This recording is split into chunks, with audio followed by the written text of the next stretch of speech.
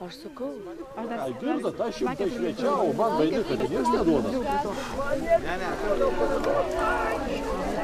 Dabar eisime prie 9 akmens. Pasisensite iš akmens stiprybę. O kur yra, tik žinau aš vieną.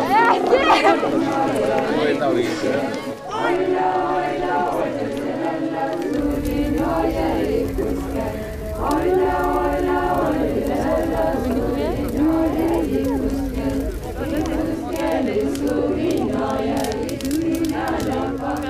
What does the dance mean to the dancers?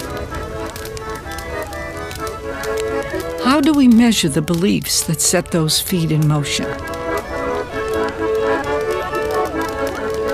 What we believe about our past shapes our view of who we are as human beings and how we are capable of living.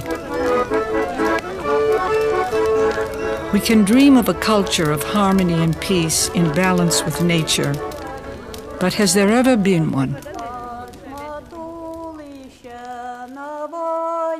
Archaeologist Marija Gimbutas said, yes. She told a new origin story, that at the very beginning of Western civilization lay cultures that were long-lasting and peaceful. Marija Gimbutas was born in Lithuania, a land tucked away in northeast Europe, where remnants of an ancient world still linger, passed down through families, like these potters whose art reflects the myths and songs that left an abiding impression on Marija. She was forced to flee the Soviet occupation of her homeland during World War II. Refugees throughout the war, Marija Gimbutas and her family immigrated to the United States, where she became a world-renowned archaeologist whose scientific theories have sparked a great debate. Her theories are deep and complex, but simply put, they paint a new picture of the earliest layer of Western cultures.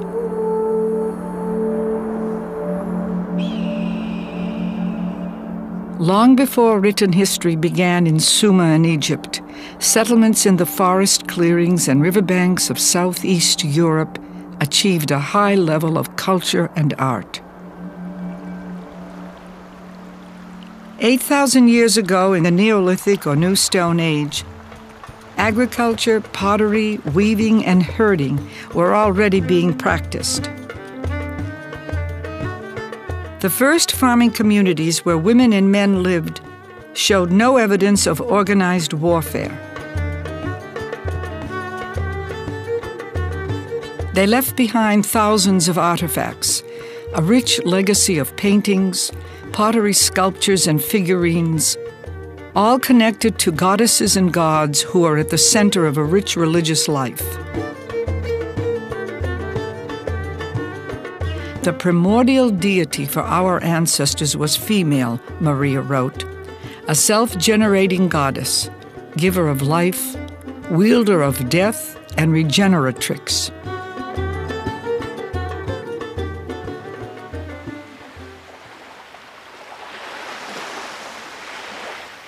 She was the unity of all life in nature.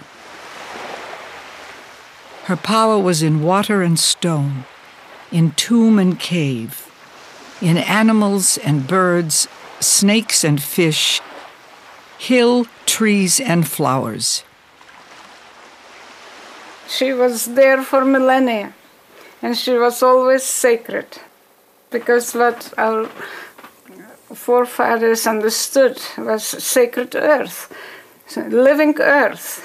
Mother Earth figure is everywhere in European folklore to this day, and she is the metaphor of living earth, nothing else. I saw with my own eyes in these rather primitive corners of Lithuania when not only women, but also men were kissing earth in the morning. also the belief that Mother Earth is a lawgiver. You cannot deceive Earth. You must respect Earth, especially in the spring when she is pregnant. You cannot beat her. That was alive.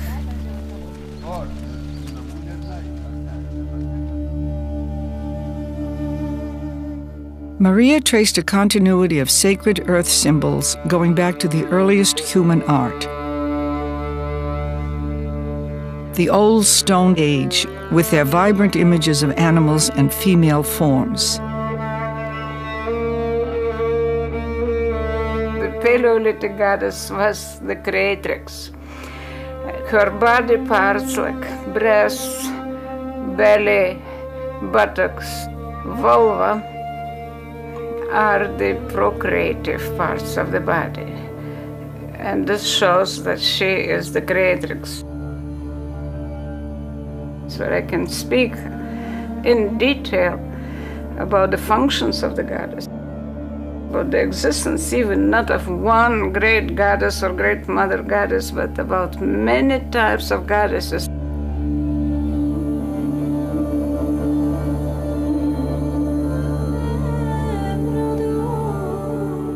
These images are not portraits.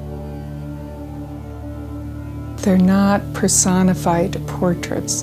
They're amalgams of animals and birds with female form. They have all these attributes that open your imagination. She opened up the diversity of the Neolithic religious imagery.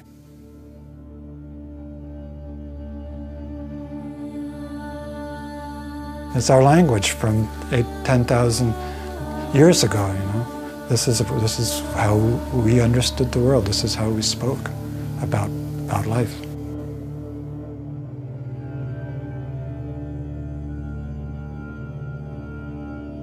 And if you don't like the term goddess because it comes out of classical Greek culture as a term or whatever, it's okay. But what this represents as part of our spiritual tradition of who we are is probably as old as human evolution.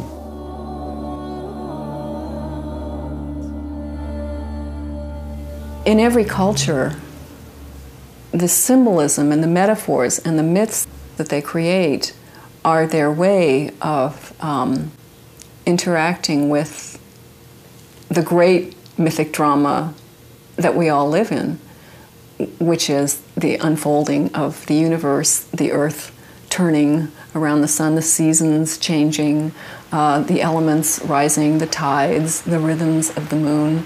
How shall we connect with this? How shall we create our cultural story?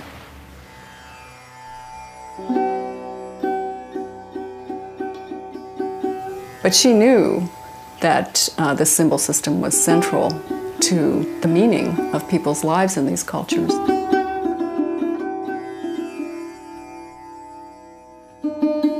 Marija was the first scholar to bring together a comprehensive picture of this area she named Old Europe.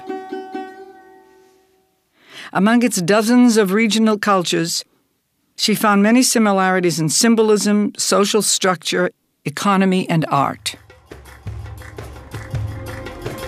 From their house sites, temples, and grave goods, Marija drew a picture of cooperative and peaceful societies, which lasted much longer than the empires that came later.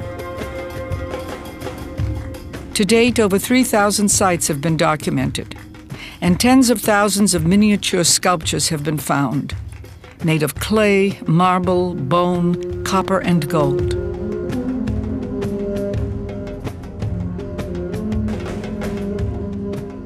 I started excavations in 1967, continued to about 1980, and excavated in 4 places, mainly in Yugoslavia, Greece, Italy. All these excavations were important for my personal research because at that time I was discovering figurines myself. I discovered at least 500 sculptures. And it was not just sculptures, but the whole sequence of Neolithic culture starting from 6,500 BC up to the 4th millennium and even later.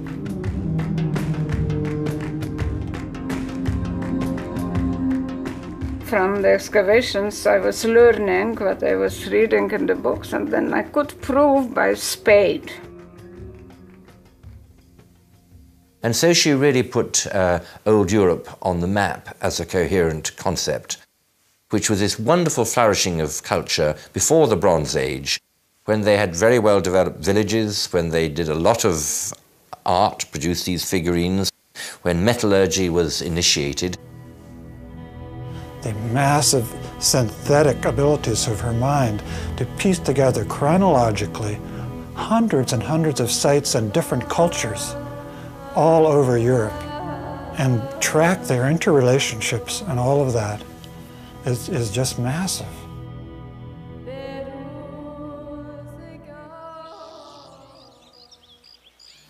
She's pointing out a whole time here, and it's a time where everyone's roughly equal in rank. It's a female-centered culture, not male-dominated. It's relatively peaceful. People can live like that and still maintain a large village and an elaborate culture. Some of the Lake Kukateni things those villages had 15,000 people living in them.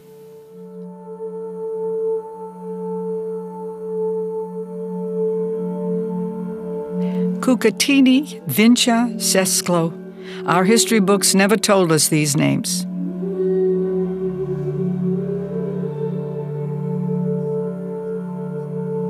Perhaps because without kings, warfare, and conquest, they don't fit the classic definition of civilization.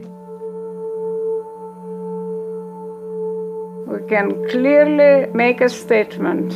Old Europe is a peaceful culture without weapons. And the whole archaeological record, starting from the Paleolithic times, from the cave art, there are no scenes of people fighting each other, no groups of people fighting each other, no single people. Before what we think of as civilization, I was like everybody else. You know, civilization begins at Sumer, and it's always been warfare, and it's always been weapons, and it's always been kings and rulers, and somehow before that we were killer apes. You know, it was like straight from the killer apes to the killer guys, and you know, which is a very depressing view of history.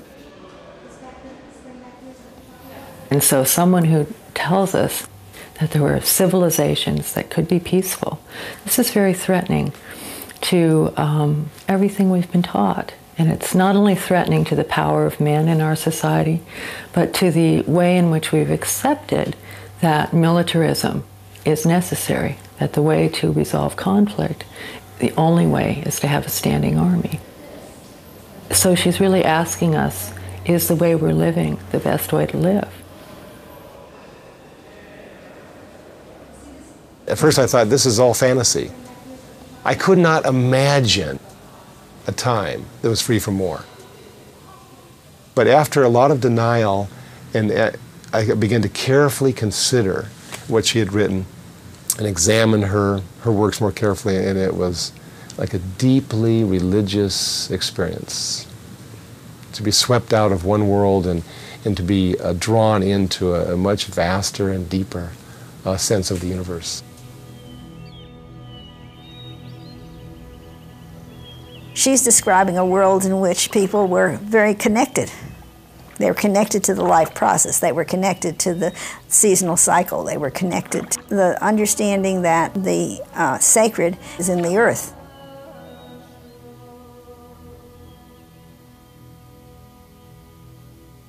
The connections then and the ritual objects that she found, which really had to do with the forces of nature. It isn't that nature and culture are separate, but that nature is part of culture, or culture is part of nature. And this is part of, certainly, the evidence from the Neolithic, what she calls Old Europe.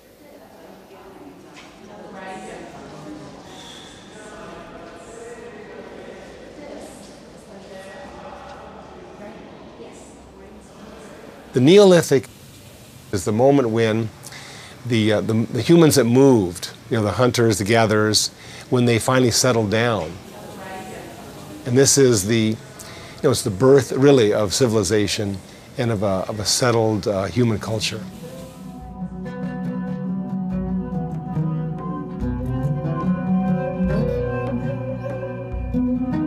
Civilization exists when people can pursue the arts, pottery making, singing, dancing. We have evidence of all of this from the earliest Neolithic throughout Old Europe. Gorgeous pottery, intricate designs, and they're relatively consistent throughout Old Europe.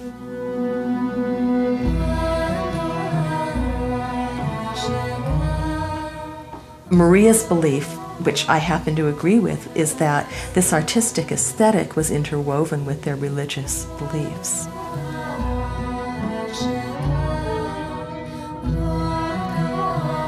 The three great creations of the Neolithic Revolution were agriculture, weaving, and the art of pottery making. These three great creations were connected to the goddess, because the relationship between the seed and how you get it to go into the earth and when you harvest it and how you then make bread out of it. This was a great mystery of transformation. And this is the essence of the mysteries of the goddess religion. So sometimes people say, well, they had a goddess, but how do we know that women had power? And it's because women had invented pottery, weaving, and agriculture, that they would have had a high social role. Yes, pottery is women's, textile, also women's, then household is women's, and the supervising of everything was in women's hands. This is what can we reconstruct from the Neolithic finds. Her interpretations were based upon an enormous amount of work. Primary research. Not only primary research in the field, but primary research in investigating the historic documents in their original languages. Then in northeastern Greece, I excavated together with Colin Renfrew, who later became my opponent, although we published books together. It's true that even in the excavation there were some differences. Marija was particularly interested in the figurines. Marija was really eager to open an excavation where there was an early Neolithic layer, because she really wanted to see what the beginning of an agricultural settlement, what the material culture would be like.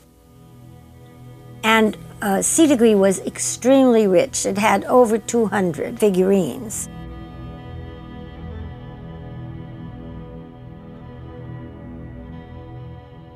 In the very beginning, it was still not very clear to me what are these figurines, why there are so many.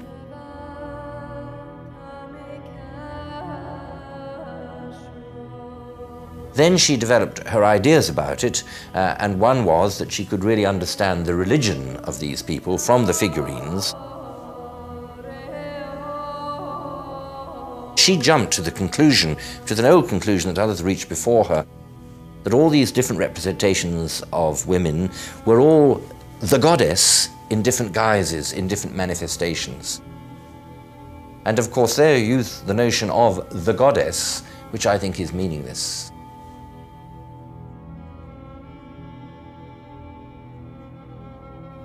Now, once you get on that, once you insist every time you see a figurine of a woman, you say, well, it's the goddess. And if you point out it's very different from that one, well, it's a goddess under a different manifestation. That is no methodology. You can just say, well, everything is the goddess. And indeed, for Marija, in a way, everything became the goddess.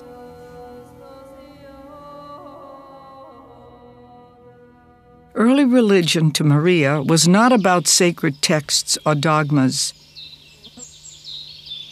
but about the great creative powers embodied in the natural world, the interwoven patterns that tie the universe together: birth, growth, death, and regeneration. Maria's view of the goddess, she would say it with emphasis. She would say, it's not about fertility, it is about regeneration. Always out of every death there's a rebirth. Always after an ending comes a new beginning. It's the organic flow, it's the organic cycle. So that's what she was talking about. What Marija really did, and I believe this absolutely, whether I go along with all of her ideas or not, she set the agenda. She started to write about the figurines when there were 2 other people who had written about the figurines. And nobody was writing about the figurines because they didn't know what to say. And she wrote about them, and she said all these things, and for a while there were very few reviews because the reviewers didn't know what to say. But she set the agenda, and it's caused all this scholarship, and she loved that. She absolutely loved that. You have to remember that all historians of religion don't know very much about the deep religious past, and that much of what historians are talking about as the history of their own religions in the deep past is a great deal of conjecture. So why not have these sets of conjectures for us to think about? She had folk ideas about religion and not just theologians' views or historians' views of what was important. She had common people's views. And in the common people's view, the small figurines, the small statues, the presence of divinities in daily life is much more prominent. But our scholars don't even know how to think about that.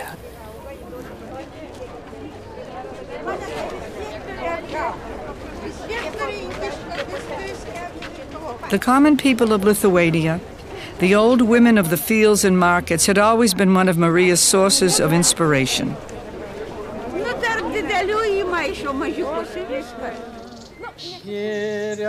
In the homes of country people, with their pottery, weavings, and carvings, Marija in her youth had seen many of the patterns and designs she would later find in the artifacts of old Europe.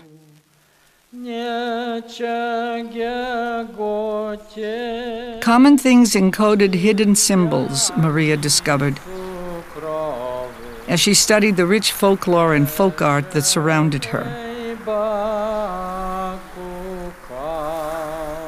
Not so long ago, Marija wrote, the Lithuanian countryside was dotted with beautifully ornamented poles, capped by roofs and crosses, whose symbols radiated brilliant sunlight. They rose from the earth as the folk song had risen out of religious beliefs. Under the Soviets, Marija's early works documenting Lithuanian folk culture and symbolism were considered subversive and banned. But beginning in 1968, after 2 decades of exile, she was able to return home as a visiting lecturer at the University of Vilnius. In 1981, she came for 3 months. Her lectures helped inspire the Lithuanian resistance with a sense of their own rich culture, and throughout her lifetime, she continued to return to her homeland.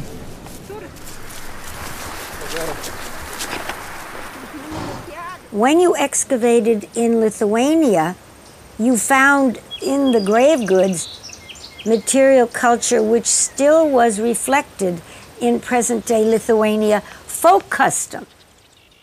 So she felt that if you studied the folk customs, the ethnography, if you studied the folk tales and the folk songs, and you knew the actual history and the language, that you could put all these things together and you might be able to reach some aspect of what is always so ambiguous, prehistoric religion. Because you see, she saw that in Lithuania.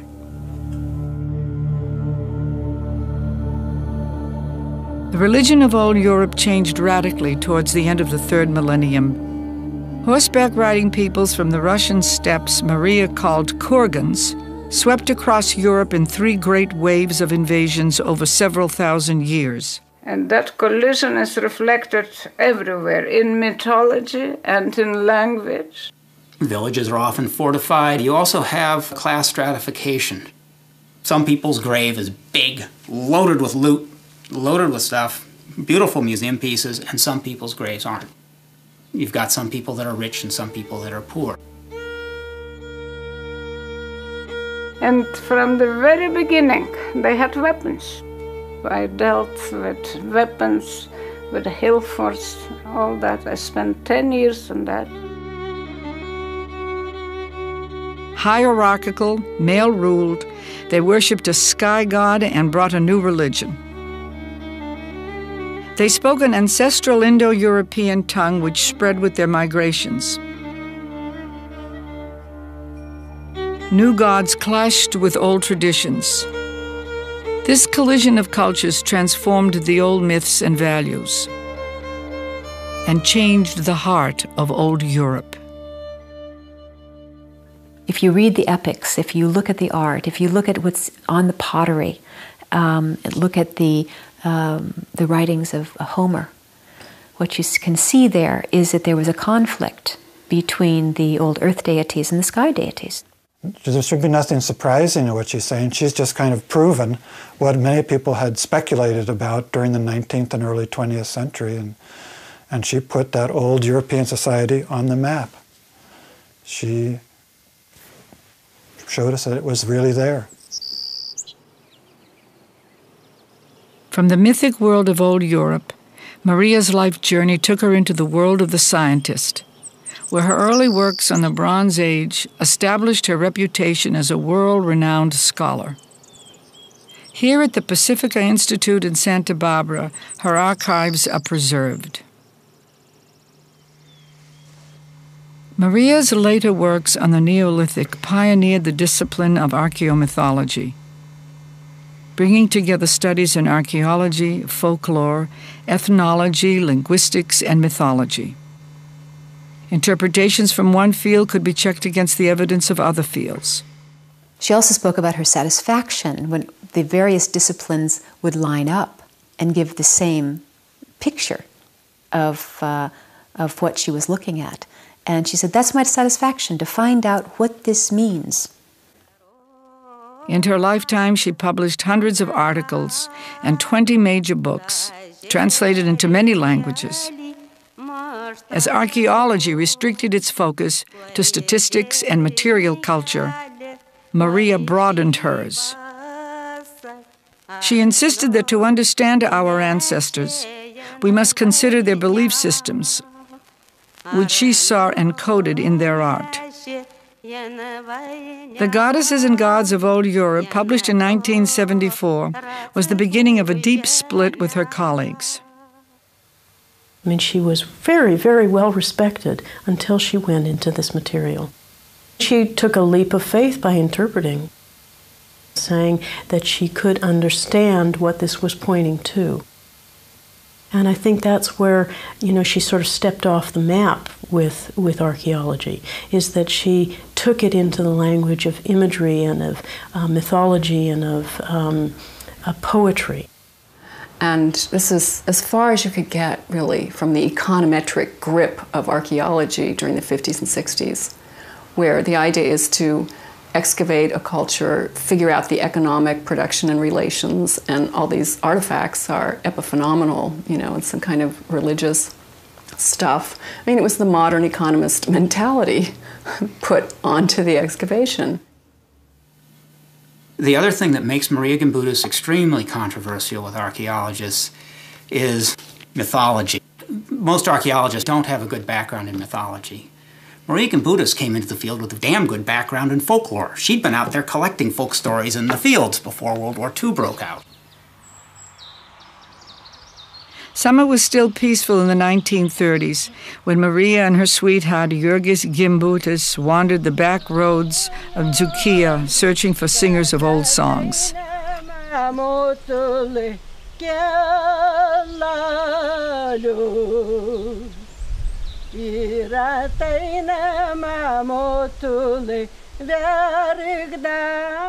I was interested, of course, in folklore because throughout my high school years, I already participated in ethnographical expeditions.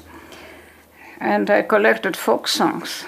When I was 16, 17, I collected at least about 5,000 folk songs myself. Even today in Zukia, the ancient songs called Dianos are still sung. The Dianos preserve Lithuania's oral history and culture. Marija described them like the rhythms of a bird, a wedding dance, a lament, a liturgy of nature and the milestones of everyday life.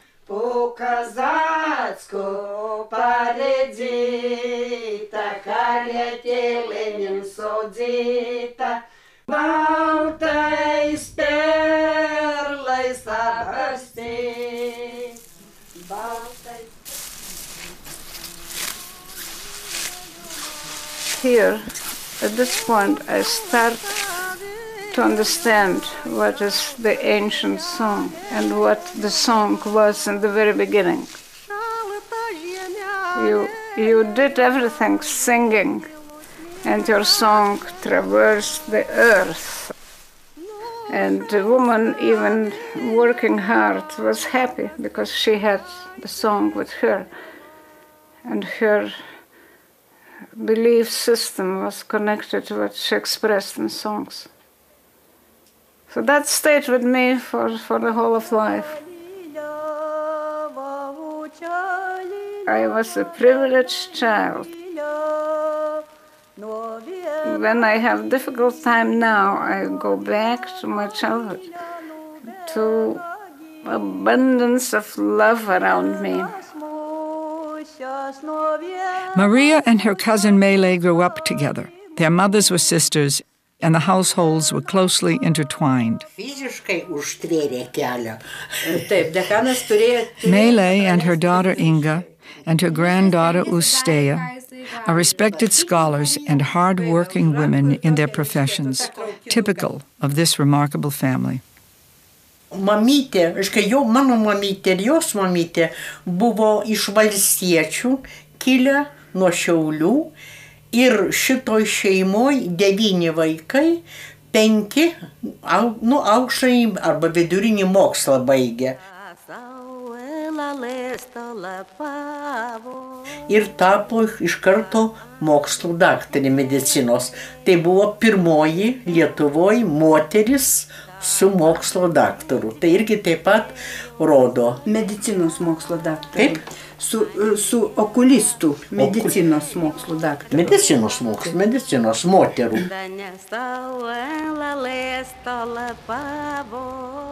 In 1921, when Marija was born, Vilnius was under Polish occupation.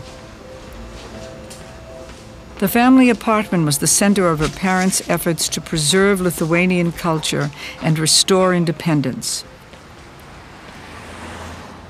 Danielis Alseika was also a doctor. Together they established the first Lithuanian hospital in Vilnius. Ne personali, ne privati, o būtent visa ta ligoninė buvo orientuota padėti Vilniaus krašto. Ir štai Marijai šitas, ta aplinka, ta dvasia, ji pasiliko visam gyvenimui. My father was so busy, he was out all the time. He returned home at night, and I remember the smoke. He smoked cigarettes, and I slipped in. I was sitting on his lap, and I also started reading, sitting on his lap, from newspapers. And this is how I learned to read. So that was my father. He was very passionate, loved me very much. My mother was more pragmatic. She was holding everything in her hands. In my childhood, when I was at school, I used to disappear in the city, my beloved city, Vilnius, and go through the courtyards, through the gates, and then visit churches. I loved churches, especially Baroque churches. And I didn't say anything to my parents that I went to the church. This was secret. But the connection with churches, with nature, with flowers, with smells, with mushrooms and berries, with animals, I think this was important.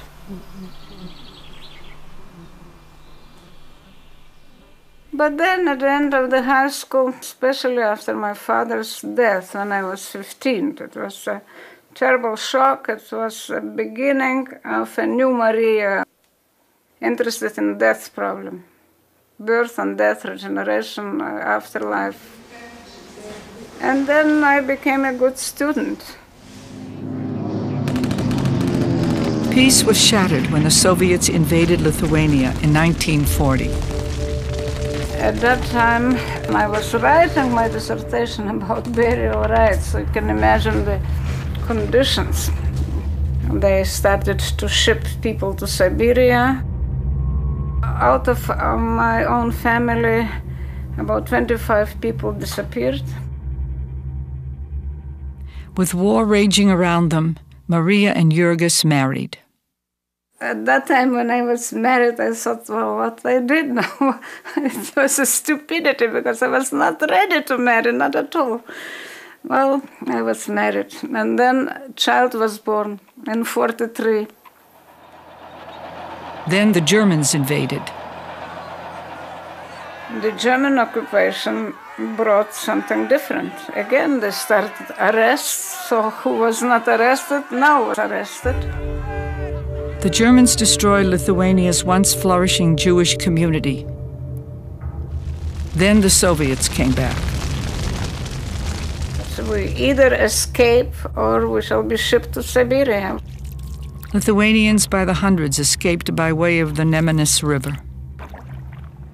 The child was small and we were not practical. Because when I fled, I just had my baby in one arm and my dissertation in the other arm and nothing else. At the border, they were offered two choices, Berlin or Vienna. We wanted to go to Vienna. Marija and her family spent the rest of the war as refugees in Austria and Bavaria. When peace came, they went to Tübingen in southern Germany. Tübingen was considered to be one of the best universities and the first university to reopen after the war. I got my PhD degree in 2 years, and my book was published on the burial rites of Lithuania. Then in 1947, my second daughter was born. Then started my very good years in that camp, and very good people were around me, and hundreds of babysitters. So I used to take a train back to Tübingen library, spend days in the library, and my studies began there.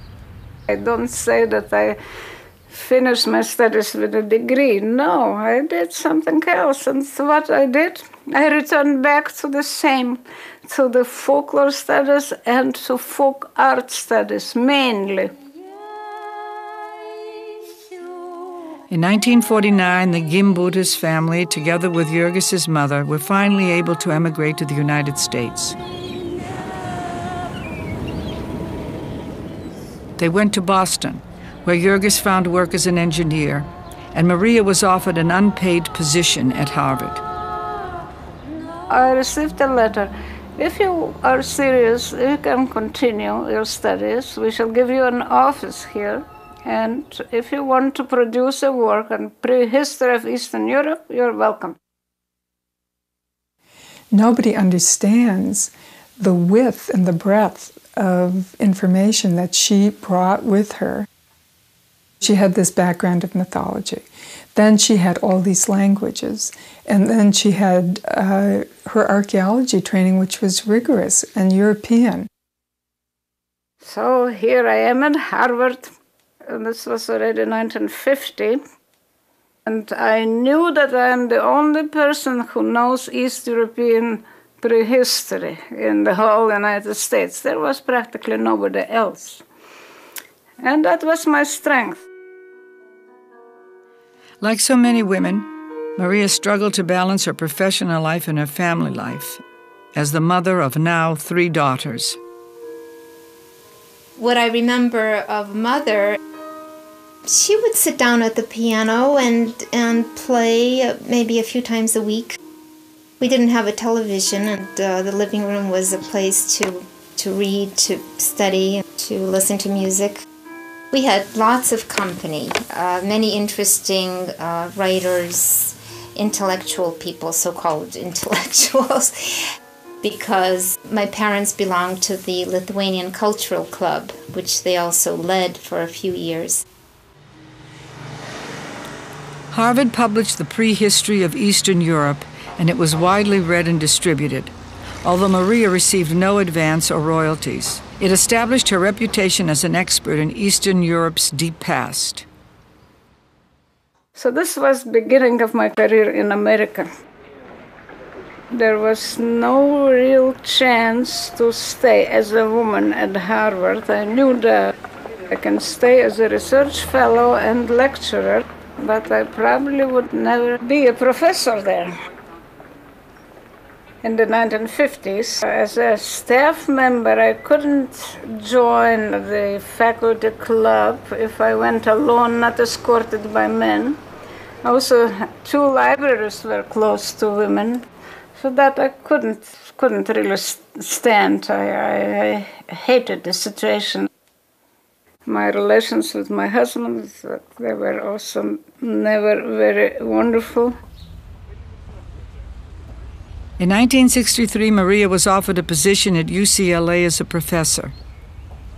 She left her marriage and moved to California. I fell in love with California. I restored my health, and I was suddenly happy at UCLA, and I felt future in front of me. I was thinking of possibilities, what I should do, and what can be created, and this was a very good moment. Marija flourished as a professor, publishing dozens of academic articles and her 4th book on the Balts. In 1965, her monumental work on the Bronze Age cultures in Central and Eastern Europe was published and brought her international acclaim. From then on, I used to get fellowships. Now, of course, in goddess work, I don't get fellowships, no grants, nothing. But at that time, because I was young, I used to get grants. I spoke of her generosity because her idea was that if she had a student who was interested in archaeology and she had the funds to support them, and she was always getting grants from here and there, that they had to go out into the field because they had to get this experience.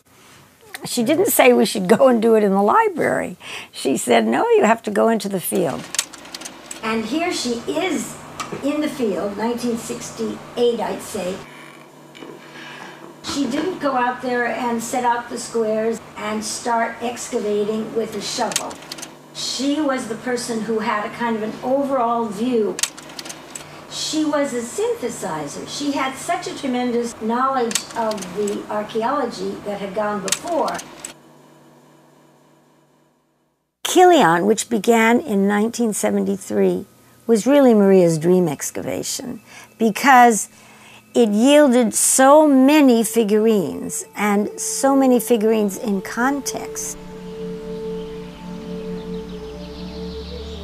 The settlement of Kilian in Greece, dating from the 7th to the 6th millennium BCE, was located in southern Thessaly and belongs to the Sesklo culture.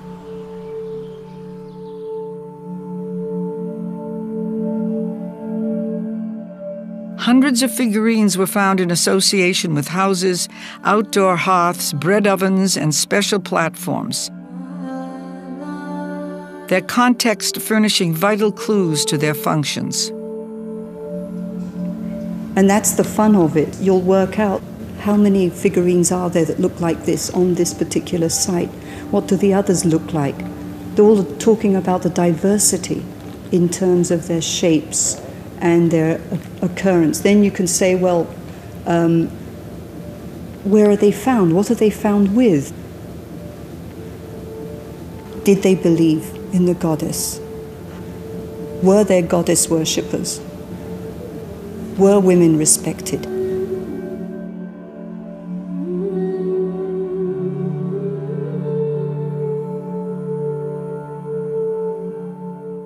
She worked so hard. I have images of her at her desk.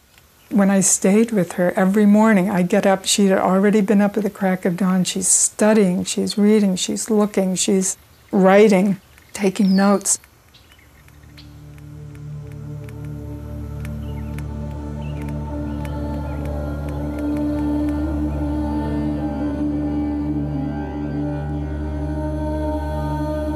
She spent hours and hours, hundreds of hours, looking. She begins to connect these images together until eventually, over years, a narrative starts to emerge. And this is a long process. So she's going through all of these pieces. She's going through thousands and thousands of these artifacts and holding them and touching them and looking at them and beginning to seeing the patterns, seeing the overlapping patterns is a language in itself. In other words, it's a way of communicating. And that's why her artistic sensibility came to play so deeply in it, because it's not a written language, it's a visual language.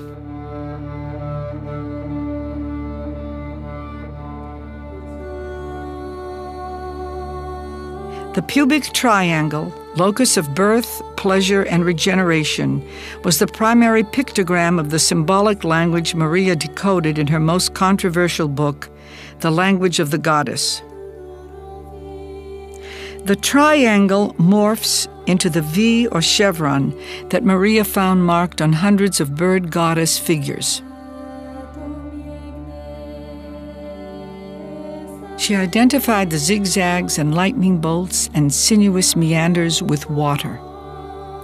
Chevrons point to the flowing, nurturing waters of her breasts, source of life, sustenance, and her primal power. Her breasts are like her eyes, which also stream life-giving moisture. The coiled spirals are writhing snakes that shed their skin and come out new again. Symbols of regeneration. In the duck-faced water bird, these symbols combine. The bird lays the eggs that are seeds of rebirth. The fat, fertile goddess, mountain mother, Mother Earth, is sow, temple body, portal, mother and child, animal mother, the original Madonna. She is linked to the uterine-shaped bull's head. His upraised horns are symbols of the birth-giving goddess, whose children are also males. Music makers, bards, shamans.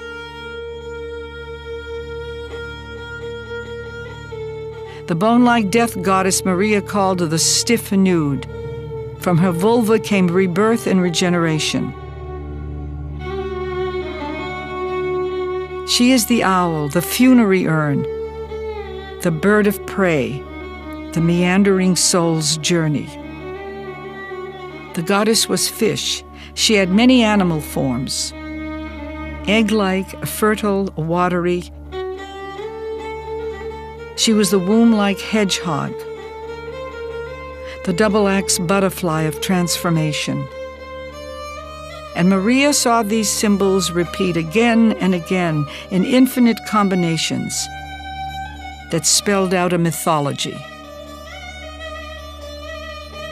What I have done is not a discovery of the goddess. I search for the goddess in Europe, especially, where treasures of information were never really touched before me.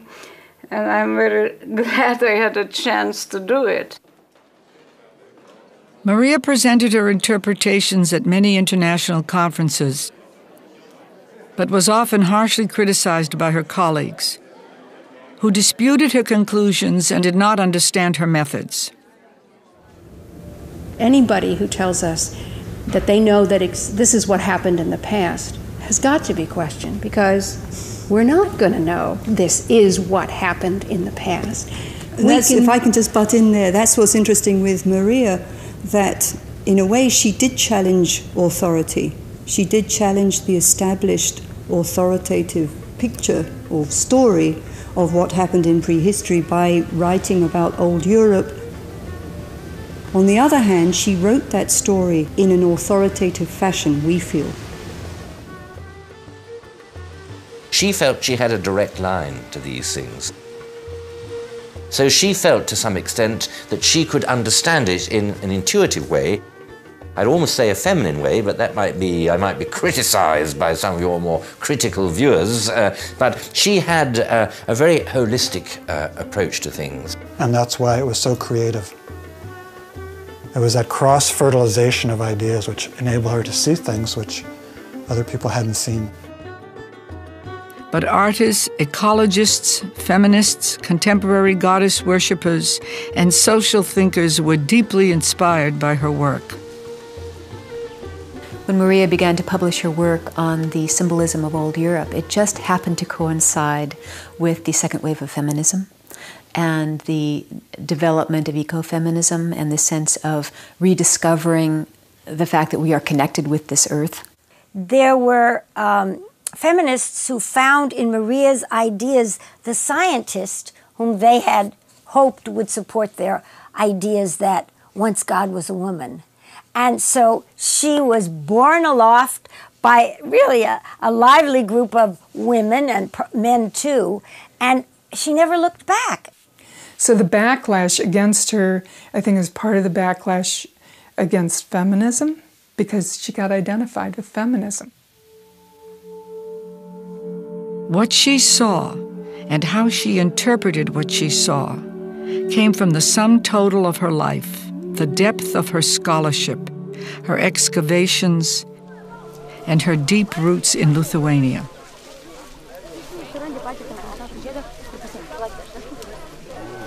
A new generation celebrates the summer solstice on this hill near Kaunas. Maintaining a spiritual connection to nature that was a hallmark of Marija's life work.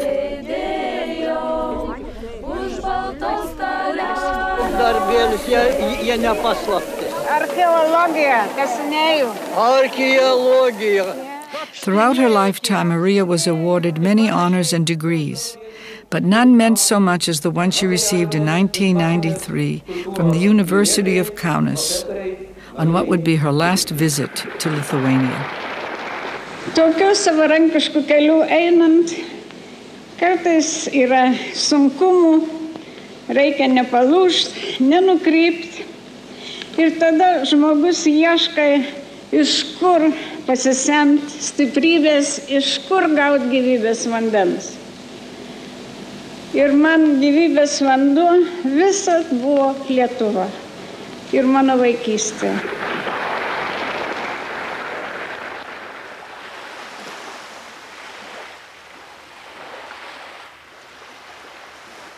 Marija died in Los Angeles, February 2nd, 1994.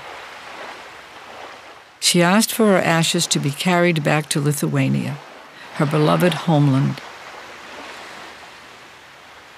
where goddesses have never been forgotten.